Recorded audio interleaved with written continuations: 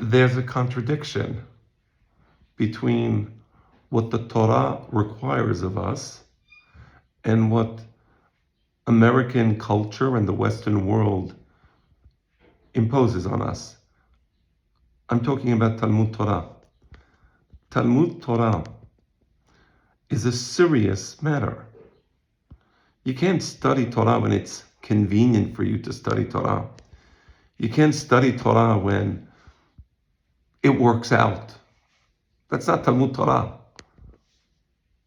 That's reading a newspaper. I have to say that American society, Western society, and especially with the proliferation of social media outlets, have corrupted the human brain in as much as people have no patience anymore for anything that requires time, endurance, intellectual effort, an attempt to really understand. All these things is what the Torah requires. And what the Western world in the system of social media rejects. We're scrolling from one thing to the other, from one thing to the other, from one thing to the other. It's a problem.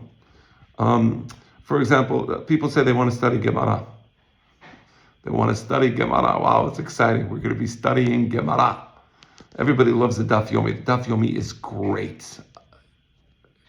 It's just you go in, 1 hour, you're done, and you don't really understand things deeply, but you got like an overall sense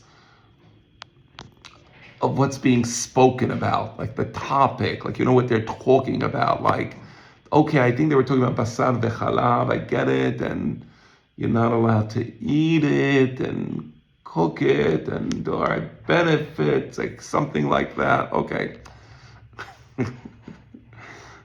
Social media, right? Social media, yeah, you saw like a picture of something and someone and whatever. It's kind of nice.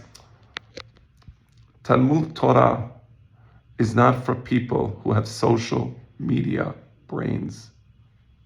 It's not. And I think people have to make a choice. They complain, what happened to the Sephardic tradition of Torah? What happened to the Sephardic tradition of Gemara? Right?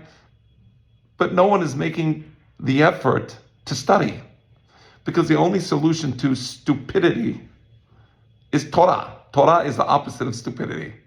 And if you're not willing to study Torah correctly, arduously, with effort to understand, no, then the stupidity will continue. That's all I have to say. I know today it's popular to say, when I come to a class, I can't. I have wife and children. Like, what a big chidush. Our generation has to deal with things that previous generations didn't have to deal with. We have a wife and children.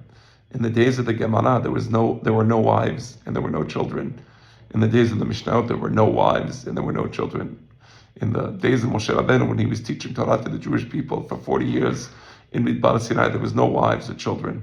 Today, we have the wife, we have the child. Wow.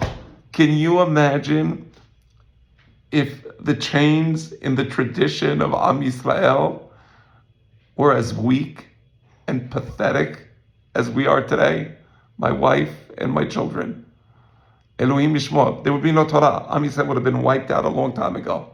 So I guess what I'm saying is that, yeah, there's a price to pay for being an intellectual squid.